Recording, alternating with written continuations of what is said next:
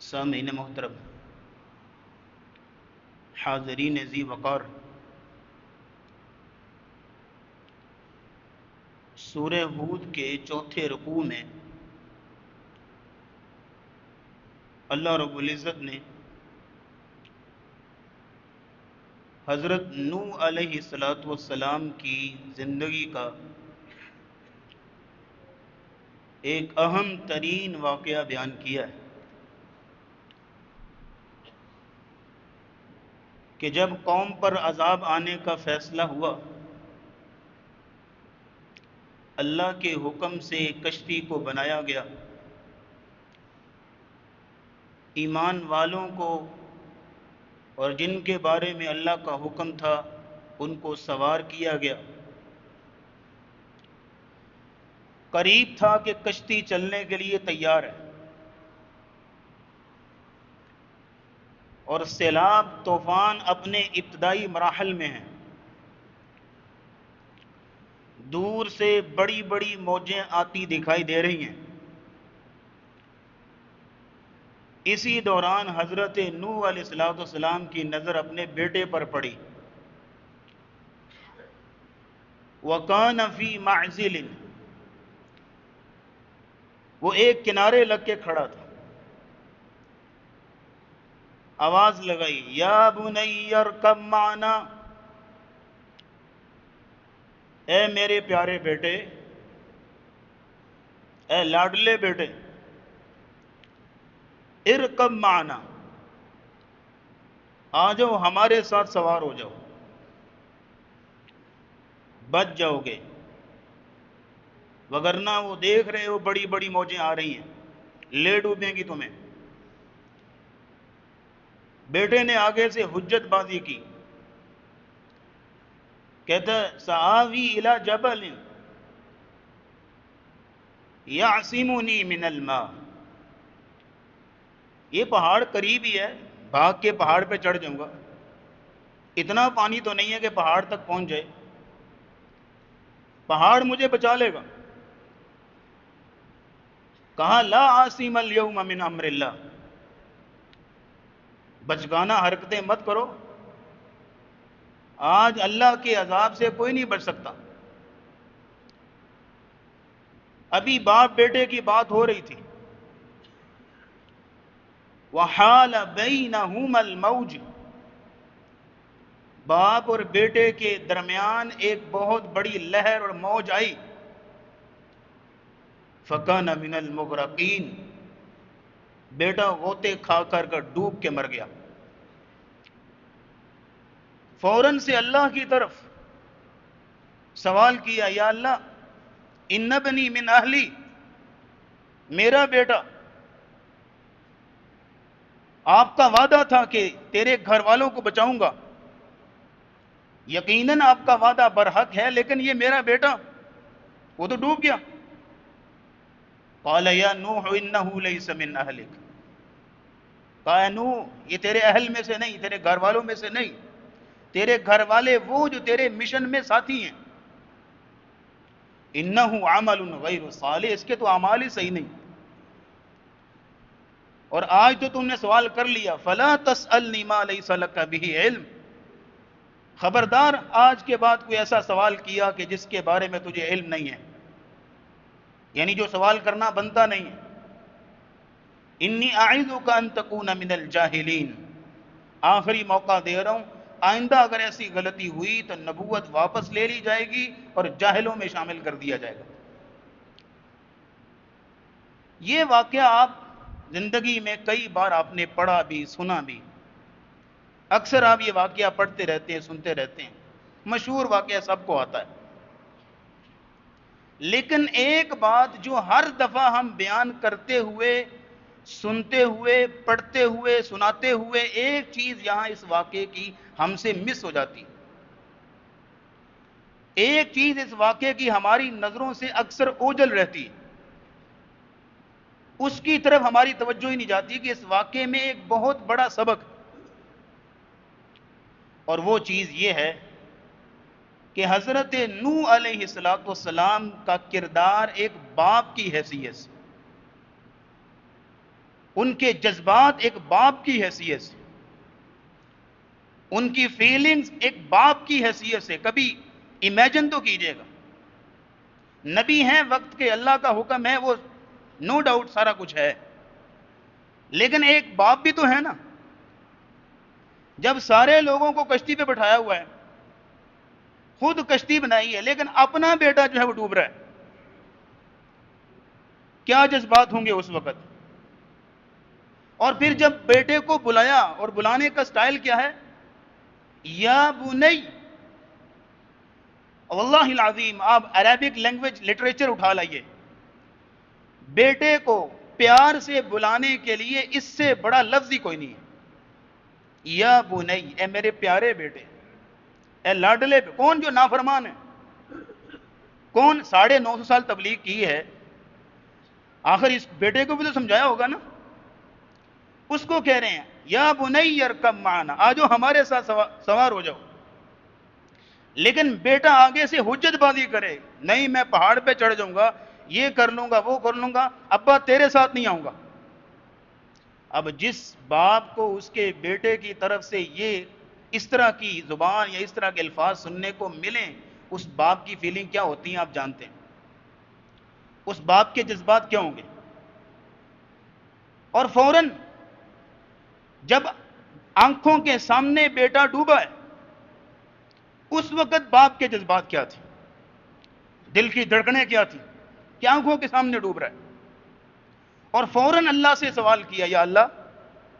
حالانکہ یہ بھی تو کہہ سکتے تھے نا، جیسے آج ہمارے زمانے میں کہتے ہیں، نہیں بات مانتا نہ مانے، مرے جا کے ہماری بلا سے، ہم نے اس نافرمان کو کیا کرنا ہے، کہتے ہیں نا. لیکن نہیں، باپ کی شفقت دیکھیے کہ اس کے باوجود بھی اللہ سے سوال کریں، یا اللہ میرا بیٹا. باپ کی شفقت غالب آئی.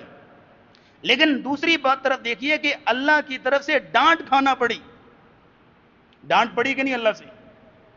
یار چونکہ پنکھے بھی چل رہے ہیں، کولر بھی ہے، آواز بھی ہے، میری آواز آپ صحیح پہنچ رہی ہوگی انشاءاللہ، لیکن ذرا آپ نے بھی میرے کانوں تک ایک آواز پہنچانی ہے. آپ سے سوال کرتا ہوں، حضرت نوح علیہ السلام کو اللہ سے ڈانٹ پڑی کس کی وجہ سے؟ بیٹے کی وجہ سے. یہ صرف حضرت نوح نہیں تھے کہ بیٹے کی وجہ سے، اولاد کی وجہ سے ڈانٹ پڑی ہو. آج ہر جگہ پہ کئی باپ ہیں جن کو اولاد کی وجہ سے ڈانٹ پڑتی، لوگوں کی باتیں سننا پڑتی. فیکٹری میں کام کرتا ہے، روز مالک کی جھڑکیں سنتا ہے. آفس میں کام کرتا ہے، روز باس کی ڈانٹ سنتا ہے. کس کی وجہ سے؟ اولاد کی وجہ سے، تاکہ اپنی اولاد کی ضرورتیں پوری کروں. ساری عمر جس اولاد کی وجہ سے مارے کھائیں، باتیں سنی، پتہ نہیں کہاں کہاں سے گزرتا رہا، پتہ نہیں کیا کچھ کرتا رہا، تاکہ اپنی اولاد کا پیٹ پال سکے. وہی اولاد، وہی بیٹا جوان ہو کے جب ابا کو کہتا ہے، ابا تو نے ہمارے لیے کیا کیا ہے، تو بتائیے اس باپ کے جذبات کیا ہوتا ہے؟ پاؤں تلے زمین نہیں نکلتی کہ جس کے لیے ساری عمر ڈانٹ کھائی ہے. اور پھر اگلی بات دیکھیے، یہ چیز جو ہے وہ ہمیں یہاں پہ فراموش کر دیتے ہیں اس واقعے میں. جب بیٹے نے ابا کی بات نہ مانی، کہا ہمارے ساتھ آ جاؤ، نہیں آیا، نافرمانی کی. وحال بینہم الموج فکان من المغرقین. ابا کی بات نہ مانی، ڈوب گیا کہ نہیں ڈوب گیا؟ معلوم ہوا کہ جو باپ کا نافرمان ہوتا ہے، باپ کا دل دکھاتا ہے، ہمیشہ ڈوبتا ہی ہے، کبھی بھی تیر نہیں سکتا. فکان من المغرقین ہی ہوگا وہ جو باپ کی نافرمانی کرے گا، ہمیشہ ڈوبے گا. یہ ایک تاریخ رقم کر دی گئی. تو آپ یہ واقعہ جب پڑھتے ہیں، سنتے ہیں، اس واقعے کے اندر یہ بات جو ہے نا ہم سے رہ جاتی ہے ہر دفعہ ہی، کہ سارے واقعے سے باپ کی شفقت چھلک رہی ہے. اس سارے واقعے سے باپ کا درد دل چھلک رہا ہے. بیٹا کافر ہے، نافرمان ہے، مگر باپ کی شفقت ختم نہیں ہوئی. آخری لمحات تک بیٹے کے لیے تڑپتے رہے کہ میرے ساتھ آ جاؤ. یہی صورتحال ہمارے معاشرے میں، کہ جس نے ساری عمر قربانیاں دی ہیں، محنت کی ہے، پالا ہے، ذمہ داریاں سنبھالی ہیں، جوان کیا ہے. اور ذرا قریب ہو کے میرا جملہ سنیے گا، جب جوان ہوتا ہے نا، پل جاتا ہے، پڑھ لکھ جاتا ہے، کچھ بن جاتا ہے، اس کی حیثیت بن جاتی ہے، کوئی 4 لفظ آ جاتے ہیں اس کو، تو واللہ العظیم سب سے پہلے جس شخص کو وہ برا سمجھتا ہے اس کا باپ ہوتا ہے، سب سے پہلے جس شخص کو ان پڑھ سمجھتا ہے اس کا باپ ہوتا ہے۔ 4 لفظ آگے، سب سے پہلے جس کو وہ برا سمجھے گا وہ اس کا باپ ہے۔ یہ ہمارے معاشرے کی صورتحال ہے، اور اس کے پیچھے 2 وجوہات ہیں، نظریں نہیں چرا سکتے، 2 وجوہات ہیں اس کے پیچھے، ماننا پڑیں گی۔ پہلی وجہ یہ ہے کہ اتنا شفقت سے بھرا رشتہ باپ کا، اتنا محبت بھرا رشتہ باپ کا، اتنے درد دل والا رشتہ باپ کا، لیکن اس قدر بدتمیزی کیوں؟ سب سے زیادہ گستاخی اس کے ساتھ کیوں؟ سب سے زیادہ غصہ اس کو کیوں دکھایا جا رہا ہے؟ سب سے زیادہ آنکھیں اسی کو کیوں دکھائی جا رہی کہ جو سب سے زیادہ شفقت والا رشتہ ہے؟ اس کی 2 وجوہات ہیں۔ پہلی وجہ یہ ہے کہ ممبر و محراب سے، مسجد سے اس رشتے کی قدر و قیمت کبھی بتائی ہی نہیں گئی، واللہ العظیم اس رشتے کی عظمت اور شان کا احساس دلایا نہیں گیا۔ اگر کوئی تقریر کریں گے بھی تو ہر وقت ماں کی شان، کیوں جی؟ اگر کوئی نعتیں پڑھیں گے بھی تو کس کی شان؟ ماں کی شان۔ اگر کوئی سواریوں کے پیچھے بھی کوئی جنت کی ہوا فلاں کچھ لکھا وہ اس میں بھی ماں، باپ کا تذکرہ کہیں پر نہیں ہے۔ تقریروں میں، دروس میں، جلسوں میں باپ کی محبت، شفقت، عزت، عظمت بتائی ہی نہیں گئی، یہاں پہ آگے ناانصافی ہوئی ہے۔ اور دوسری وجہ یہ ہے، یہاں پہ ذرا تھوڑا سا آپ نے اس بات کو ہضم کرنا ہے، دوسری وجہ بتانے لگا ہوں، کڑوا سچ ہے، اگر کسی کو اچھا نہ لگے تو وہ بعد میں کہہ سکتا ہے کہ جناب یہ بات صحیح نہیں تھی، لیکن نیوٹرل ہو کے ذرا سنیے گا ضرور۔ دوسری وجہ بتانے لگا ہوں وہ یہ ہے کہ باپ کے آگے بولنے کی جرت، باپ کو آنکھیں دکھانے کی جرت، بدتمیزی کرنا، یہ سارا کچھ اگر بیٹے کے اندر پیدا ہوتا ہے تو ماں کی طرف سے پیدا ہوتا ہے۔ ہر وقت باپ کی برائیاں، چغلیاں، غیبتیں پوری طرح بچے کے کان بھر دیے جاتے ہیں کہ اس نے تمہارے لیے کچھ نہیں کیا، جو کیا میں نے کیا، بچپن کی تمام باتیں جو ہے وہ میرے ساتھ یہ ظلم کیا گیا، میرے ساتھ وہ ہوا۔ وہ بچہ اتنا باپ کے بارے میں بھر جاتا ہے کہ کبھی بھی اس کے دل میں باپ کا عزت احترام رہتا ہی نہیں، وہ کبھی زندگی بھی باپ کا جو شفقت بھرا رشتہ ہے اس کو محسوس ہی نہیں کر سکتا، کیونکہ ہر وقت وہ یہی سمجھتا ہے کہ یہ ایک ظالم ہے جس نے میری ماں پہ بڑے ظلم کیے ہیں۔ وہ کبھی بھی احترام نہیں کرے گا، کبھی بھی عزت نہیں کرے گا، ہر وقت اس کے دل میں بس موقع چاہیے بولنے کے لیے، اس کو موقع چاہیے آنکھیں دکھانے کے لیے، کیوں؟ اس کے کان بھرے ہوتے ہیں۔ اب یہاں دیکھیے گا کئی ایسے واقعات ہیں، آپ تو ماشاءاللہ سے دیکھتے سنتے رہتے ہیں اس طرح کی چیزیں، کئی ایسے واقعات ہیں کہ ماں کی باتوں میں آ کے بیٹے نے باپ کا گریبان تک پکڑا ہوا ہے، ماں کی باتوں میں آ کے۔ حالانکہ عورت کو تو چاہیے تو یہ تھا کہ اگر اختلافات ہیں اپنی جگہ پہ رکھے، اختلافات شوہر کے ساتھ اختلافات ہو سکتے ہیں، لیکن اس میں بچوں کو کیوں مخالف کیا جاتا ہے؟ اس میں بچوں کو کیوں مس گائیڈ کیا جاتا ہے؟ ان کی تربیت کو کیوں بگاڑا جا رہا ہے؟ ماں تو پہلی درس گاہ ہے، پہلا تعلیمی ادارہ ہے جہاں سے بچے تعلیم حاصل کرتے ہیں۔ باپ ماں کو سکھانا تو یہ چاہیے تھا، بیٹا وہ میرے لیے قابل احترام ہے کیونکہ میرے شوہر ہیں، تو بیٹا تمہارے لیے زیادہ قابل احترام ہے کیونکہ تمہارے باپ ہیں، تمہارا والد ہے۔ اور یہ چیزیں بھی بچوں کو سکھانی چاہیے کہ بیٹا باہر وہ لوگوں کی باتیں سنتا ہے، محنت کرتا ہے، مزدوری کرتا ہے، جو کچھ بھی اسے بن پاتا ہے کرتا ہے تاکہ وہ میری ضروریات کو بھی پورا کر سکے، بیٹا تمہاری ضروریات کو بھی پورا کر سکے۔ یہ چیز بتانی چاہیے۔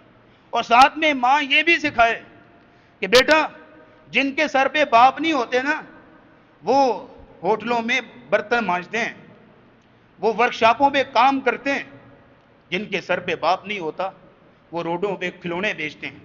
آج تم مگر اتنی ساری سہولیات میں شاہانہ زندگی بسر کر رہے ہو اس لیے کہ تمہارے سر پہ باپ بیٹھا ہے، تمہاری ضروریات پوری کر رہا ہے، تمہیں وہ کسی چیز کی کمی نہیں آنے دیتا۔ یہ سبق بھی سکھانا چاہیے تھا نا جناب، یہ سبق نہیں سکھایا جاتا، برائیاں بیان کی جاتی ہیں، ظلم گنوائے جاتے ہیں، رو رو کے بچے کے کان بھرے جاتے ہیں۔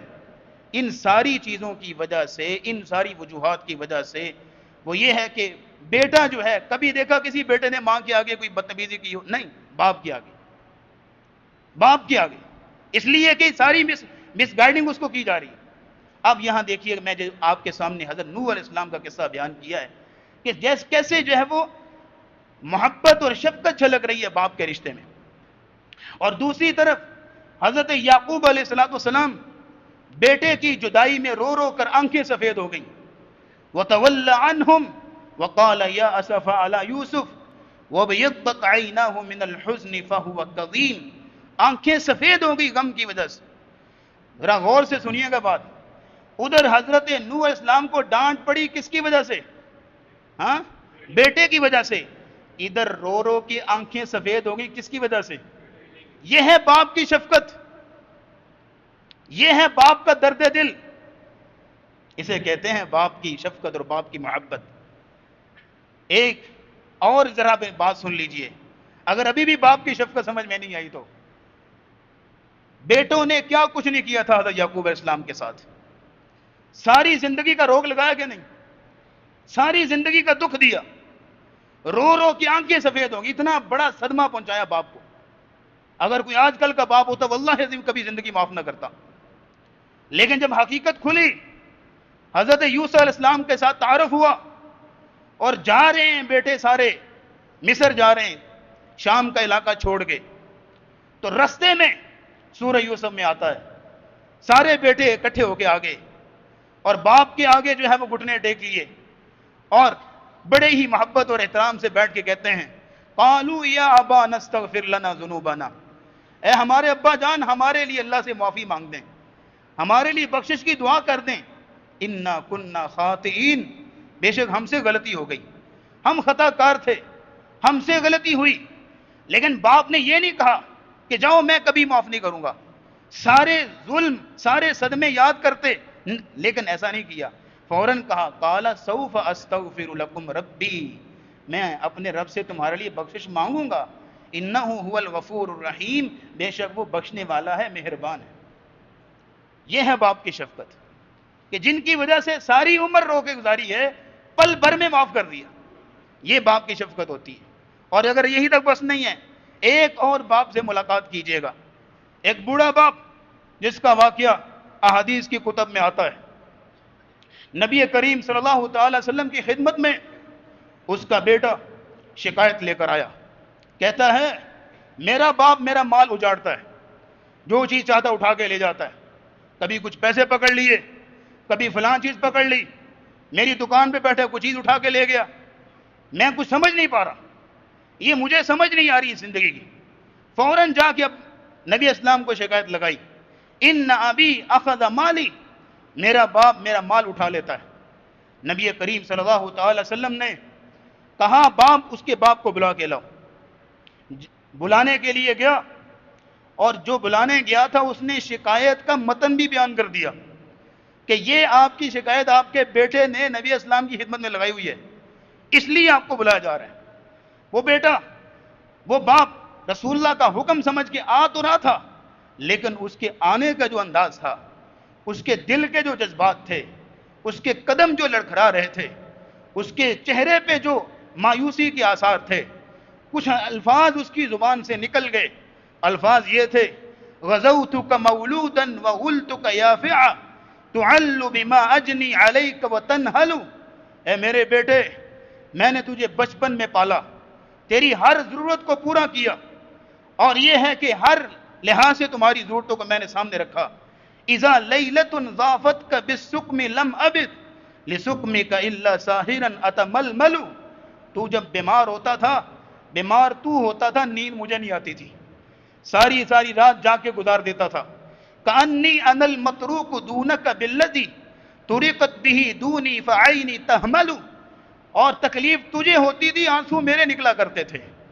تکلیف تجھے ہوتی تھی، تکلیف محسوس میں کرتا تھا، لیکن آج فما بلغت السن والغایت التي الیہا مدى ما كنت فیک اؤمل، آج تو عمر کے اس حصے پر پہنچا ہے کہ جس حصے پر پہنچنے کے لیے میں نے خواب دیکھے تھے، میں نے تجھ سے امیدیں باندھی تھی کہ میرا بیٹا جوان ہوگا تو میں اپنے چاؤ پورے کروں گا، جس عمر کے جس حصے تک پہنچانے کے لیے میں نے خواب دیکھے تھے، میں نے امیدیں باندھی تھی، آج تو اس عمر کے حصے پر پہنچ گیا ہے، تو تو نے کیا کیا؟ جعلت جزائی غلظۃ وفضاۃۃ کأنک انت المنعم المتفضل، آج تو نے میری ساری محنتوں، میری ساری امیدوں پر پانی پھیر دیا، اور میری ساری محنتوں کا صلہ تم نے بدتمیزی اور شکایت کی صورت میں دیا۔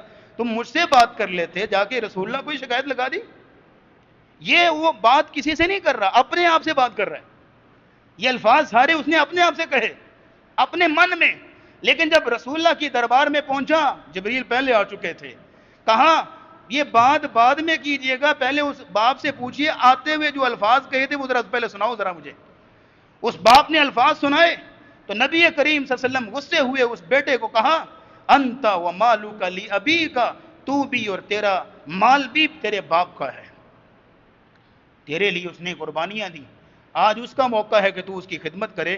اور وہ پتہ نہیں تیرے لیے کہاں کہاں سے گزرتا رہا، کن کن تکلیفوں سے دوچار ہوتا رہا، کبھی اس نے کن کن لوگوں سے اس کا پالا پڑا، کبھی اس نے تمہیں نہیں بتایا کہ میری یہ پریشانی ہے، میری یہ ٹینشن ہے، سارا کچھ وہ اپنے سینے میں دباتا رہا تاکہ میرے بیٹوں کو کسی قسم کی تکلیف نہ ہو۔ لیکن آج تم نے کیا کیا بیٹے باپ کے ساتھ؟ تم نے بدتمیزی کے ساتھ اس کا جو ہے وہ اس کو ساری محنتوں پر پانی پھیر دیا۔ اور یہاں تک بس نہیں ہے، قرآن میں ایک اور واقعہ نوٹ کر لیجئے، حضرت ابراہیم علیہ السلام کو دیکھو۔ باپ کون ہے؟ کافر۔ باپ کون ہے؟ مشرک۔ اور سورہ مریم کے الفاظ سنیے، یا ابتی یا ابتی، اب وہ پورا رکوع پڑھیے نا، جن کو زبانی آتا ہے وہ سمجھ گئے ہوں گے ابھی، یا ابتی، زبان خشک ہو رہی ہے یا ابتی بول بول کے، اے میرے پیارے ابا جان، اے میرے پیارے ابا جان۔ لیکن باپ آگے سے کیسے بولتا ہے؟ لئن لم تنتہی لارجمنک وہجرنی ملیہ، اے ابراہیم آئندہ اگر ایسی کوئی بات کی، میرے خداؤں کی توہین کی، تو میں تجھے مار مار کے رجم کر دوں گا، یا یہ ہے کہ وہجرنی ملیہ، میری نظروں سے دور ہو جاؤ، کبھی میرے پاس نہ آنا۔ این الفاظ آج بھی یہاں بھی ہوتا تو کہتا میں نے کوئی چوڑی تھوڑی پہنی، میں مر گیا ہوں، میں بھی آگے سے جواب دوں گا۔ نہیں، وہ ابراہیم علیہ السلام تھے، فوراً کہنے لگے سلام علیک، ابا جان آپ پر سلامتی ہو، ساستغفر لک ربی، آپ کے لیے دعا کروں گا میں اللہ سے، آپ کے لیے اپنے رب سے بخشش مانگوں گا، آپ کے لیے اپنے رب سے دعا کروں گا۔ یہاں رک کے بات سن لیجئے گا، پھر ابراہیم علیہ السلام نے دعا کی بھی، وغفر لی ابی، سورہ شعراء میں آتا ہے اے میرے اللہ میرے ابا جان کو معاف کر دے، وغفر لی ابی، یہ بات آتی ہے۔ لیکن یہاں رک کے بات سن لیجئے گا، دعا صرف مرنے کے بعد نہیں ہوتی، زندگی میں بھی دعا مانگے، مرنے کے بعد وہ تو ہے ہی، زندگی میں بھی ان کے لیے بخشش کی دعا مانگے، رحمت کی دعا مانگے، رحم و کرم کی دعا مانگے، رب ارحمہما کما ربیانی صغیرا۔ دیکھیے گا، ڈانٹ سنی باپ کی، جھڑک سنی باپ کی، لیکن احترام کے ساتھ جواب دیا، عزت کے دائرے میں رہتے ہوئے جواب دیا۔ آج صورتحال کیا ہے؟ سارے لوگ موجود ہیں یہاں پہ بیٹھے ہوئے ہیں جناب، آج صورتحال یہ ہے، باپ کی ایک بات بھی برداشت نہیں ہوتی، ابا ایک بات کریں 10 جب تک سنا نہ لے چین سے نہیں بیٹھتا، ایک بات ابا کی برداشت نہیں ہوتی۔ ابراہیم علیہ السلام کافر باپ کا بھی احترام کر رہے ہیں، مشرک باپ کا بھی احترام کر رہے ہیں، اور تو نمازی تہجد گزار توحید پرست باپ کی بدتمیزی کرتا ہے۔ ایک نمازی انسان، ایک نیک انسان، کئی لوگ آتے ہیں، کچھ جمعہ پہلے کی بات ہے، کچھ ایسی چیزیں ہوتی ہیں جو کہ بیان کرنے کے لیے ہوتی ہیں تاکہ نصیحت حاصل ہو۔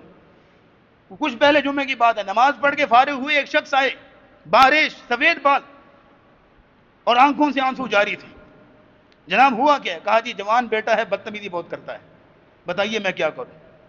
اب اس دن کے لیے اس کو پالا تھا، اس دن کے لیے اس کو جوان کیا تھا۔ ابراہیم علیہ السلام نے کافر باپ کو برا نہیں کیا، اور تجھے باپ اس لیے برا لگتا ہے کہ فجر کی نماز کے لیے اٹھاتا ہے، باپ اس لیے برا لگتا ہے کہ گندے یاروں میں اٹھنے بیٹھنے سے منع کرتا ہے، اس لیے برا لگتا ہے نا کہ اپنی منمانی کرنے سے روکتا ہے، باپ اس لیے برا لگتا ہے کیونکہ چوک چوراہوں پہ کھڑے ہونے سے روکتا ہے، تمہاری خیر کی بات ہی کرتا ہے نا، تمہاری اصلاح کی بات ہی کرتا ہے نا۔ اور ابراہیم علیہ السلام نے کافر باپ کا احترام کیا ہے اور باپ کی ڈانٹ پہ دعا دی ہے۔ تو ابراہیم علیہ السلام جب باپ بنے تھے، ذرا نوٹ کیجئے گا، اور اللہ رب العزت نے ان کو اپنے باپ کا احترام کرنے کی وجہ سے صلے میں بیٹا اسماعیل عطا کیا، بیٹا اسماعیل عطا کیا، کیونکہ ابراہیم نے ساری عمر اپنے باپ کے آگے کوئی گستاخی والا بدتمیزی والا جملہ نہیں بولا۔ تو بیٹے نے پتا کیا کہا تھا اسماعیل علیہ السلام نے؟ جب کہا میں دیکھ رہا ہوں خواب میں کہ تجھے ذبح کرنے لگا ہوں، تو میں اس اللہ کے حکم کو پورا کرنے لگا ہوں. تو جس بیٹے نے اپنے باپ کے آگے کبھی بدتمیزی نہیں کی تھی، اس کے بیٹے نے کہا یا ابت افعل ما تؤمر ستجدنی انشاء اللہ من الصابرین، اے میرے ابا جان میری گردن پہ چھری بھی چلا دو گے تو نہیں بولوں گا، کیونکہ اس نے اپنے باپ کی کبھی بدتمیزی نہیں کی تھی. تو اس کو بیٹا بھی اللہ نے وہی دیا کہ گردن پہ چھری بھی چلا دو تو کیا کروں گا؟ ستجدنی انشاءاللہ من الصابرین، صبر کروں گا، نہیں بولوں گا، نہیں کچھ کہوں گا، اف تک نہیں بولوں گا. اور یہ ہے کہ جو سلوک یہ ظاہر ہے کہ انسان اپنے باپ کے ساتھ کرتا ہے، وہی سلوک پھر بعد میں کمیٹی بھی نکلتی ہے، وہی سلوک جو ہے وہ بعد میں جو ہے وہ اس کے بیٹے بھی اس کے ساتھ کرتے ہیں. اس لیے جناب من ایک بڑی احترام کے ساتھ گزارش کروں گا، ابا کی جوتی سیدھیاں کیا کرو. اللہ العظیم تہجدیں پڑھنے سے بھی زیادہ افضل عمل ہے، یہ نوافل پڑھنے سے بھی زیادہ افضل عمل ہے. لیکن آج صورتحال کیا ہے؟ تھوڑی سی عزت مل گئی، کسی کمپنی کا سی ای او بن گیا، کسی علاقے کا کونسلر بن گیا، اور کچھ یہ ہے کہ کوئی ڈگریاں 4 حاصل کر لی، 4 لوگوں میں کوئی عزت اور پہچان بن گئی. سب سے پہلے اگر کسی کی شخص کی اس کے دل میں اہمیت کم ہوتی ہے تو وہ باپ کی ہوتی ہے. سمجھتے ہی نہیں اس کو، کیونکہ اس کو جو عزت مل گئی 4 لوگوں میں، باپ کو باپ سمجھتا ہی نہیں ہے. کہاں جی اولڈ فیشن ہے، اب نیا جدید دور ہے، جدید دور کے تقاضے ہیں، ان کو پتہ ہی نہیں کچھ بھی، یہ پتہ نہیں کس دور میں جی رہے ہیں، یہ آج بھی پرانی باتیں کرتے ہیں. اور بھائی وہ الگ بات ہے کہ تو 4 لفظ نئے پڑھ گیا ہے اور نئی اصطلاحات ان کو نہیں آتی ہوں گی، لیکن تو اس وقت پیدا بھی نہیں ہوا تھا جب وہ زمانہ پھر چکا تھا. تو اس وقت پیدا بھی نہیں ہوا تھا، اس کا تجربہ، زندگی گھومی اس نے، زندگی بھر اس نے مارے کھائیں. تمہارا تجربہ نہیں، تم آج پیدا ہو کے کہتے ہو ابا کو کیا پتا ہے. اگر یہ ادب سیکھنا ہے تو حضرت یوسف سے سیکھ. حضرت یوسف علیہ السلام کیا بن گئے تھے جناب؟ ہاں، عزیز مصر. عزیز مصر سے بڑا عہدہ ہے کوئی؟ تو 4 ڈگریاں لے لے، ابا کو سمجھتی کچھ نہیں. عزیز مصر بن گئے. تو جب باپ پہلی مرتبہ مصر آئے، قرآن کے الفاظ سنیے، قرآن نے کہا وَرَفَعَ أَبَوَيْهِ عَلَى الْعَرْشِ، باپ کو عرش پہ، تخت پہ بٹھایا، خود نیچے بیٹھے. یہ ہوتی ہے عزیز مصر خود. ہاں 4 لوگوں میں عزت بن جائے، باپ کو باپ ہی نہیں سمجھتا، کہتے ہیں ان کو کیا پتا ہے، اس کا دماغ چل گیا ہے ذرا کیونکہ پڑھ لکھ گیا نا. لیکن اگر کوئی بیٹا یہ کہتا نا، وہ بیٹا میری بات سن لے جو کہتا ہے نا کہ اس کو کیا پتا، اس کا دماغ چل گیا، یہ پرانے زمانے کی باتیں کرتا ہے، اس کو میں ایک بات عرض کرنا چاہوں گا جناب کہ اس نے پال پوس کے تمہیں جوان اس لیے کیا تھا کہ جب اس کا بڑھاپے میں دماغ چل جائے گا نا، ختم ہو جائے گا، تو تیرا دماغ اس کے کام آئے گا. اس نے تجھے جوان اس لیے کیا تھا کہ اگر وہ اس کا علم پرانا ہو جائے گا تو تیرا علم اس کے کام آئے گا. اس نے محنت کر کے پال پوس کے بوٹا جو ہے وہ اس لیے اگایا تھا، جوان کیا تھا کہ جب اس کی کمائی ختم ہو جائے گی تو تیری کمائی اس کے کام آئے. آج اگر وہ اس کی محنتوں کا پھل ملنا چاہیے تھا تو اسے بگڑ گیا ہے. ان کی خدمت کر کے دعائیں لینی چاہیے. اس لیے نبی کریم صلی اللہ تعالی علیہ وسلم نے فرمایا تھا دعوت الوالد لولدہ، والد اپنے بیٹے کے لیے دعا کرنے کے لیے ہاتھ اٹھاتا ہے، اللہ کبھی بھی دعا کو رد نہیں کرتا. کوئی ایک حدیث بتائیے، میرے علم میں نہیں کیونکہ میں ابھی طالب علم ہوں، کوئی ایک حدیث بتائیے جس میں نبی اسلام نے کہا ہو کہ ماں کی دعا اللہ کبھی رد نہیں کرتے. اس کا یہ مطلب نہیں کہ ماں کی دعا اس کی اہمیت نہیں، وہ بھی بڑی اہمیت، لیکن بات ہو رہی ہے الفاظ کی کہ باپ کی دعا کے الفاظ آئے ہیں. دعوت الوالد لولدہ، والد اپنی اولاد کے لیے. اور کوشش یہ کرنی چاہیے کہ دعا کرنے کی یعنی اپیل نہ کرنی پڑے، خدمت اس انداز سے کرو، سکھ اس انداز سے دو کہ ان کی تنہائی کی دعاؤں میں تم آٹومیٹکلی شامل ہو جاؤ. اس لیے کہ آج چونکہ جس کے پاس باپ موجود ہے نا، اس لیے اس کو احساس نہیں ہے. کسی نے کہا تھا کہ ساری عمر لوگوں کے باپوں کے جنازے پڑے ہیں لیکن کبھی کوئی فیلنگ نہیں آئی.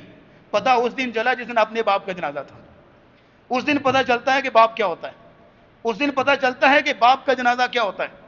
اور اس نوجوان سے پوچھ، اس کے کندھوں سے پوچھ کہ جن کندھوں نے باپ کا جنازہ اٹھایا ہوا ہے، ان کندھوں میں جان نہیں رہتی، ان کندھوں میں حوصلہ نہیں رہتا. اس لیے نبی کریم صلی اللہ علیہ وسلم نے کیوں کہا تھا رضا الرب فی رضا الوالد وسخط الرب فی سخط الوالد، اگر گھر کے اندر باپ راضی ہے تو عرش پہ رب بھی راضی ہے. وسخط الرب فی سخط الوالد، اگر تجھ پہ باپ ناراض ہے تو پکی ٹھکی بات ہے کہ رب بھی ناراض ہے. گارنٹیڈ بات، پتہ چل گیا.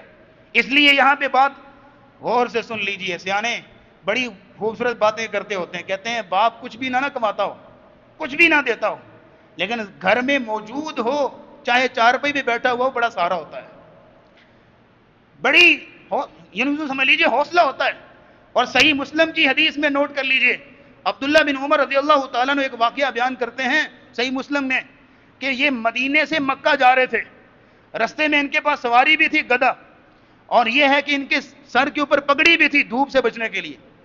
رستے میں جا رہے تھے مکے کی طرف، تو ایک بندے کے وہ پاس سے گزرا، کوئی پینڈو آدمی تھا، دیہاتی آدمی تھا. اسے آواز لگائی، کہا الست ابن فلان ابن فلان، اور تو کہیں فلاں کا بیٹا تو نہیں کہیں؟ ہاں جی میں فلاں کا بیٹا ہوں.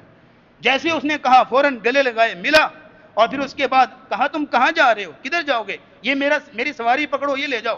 اور تم دھوپ میں ننگے سر اپنی پگڑی اتاری، اس کو دی.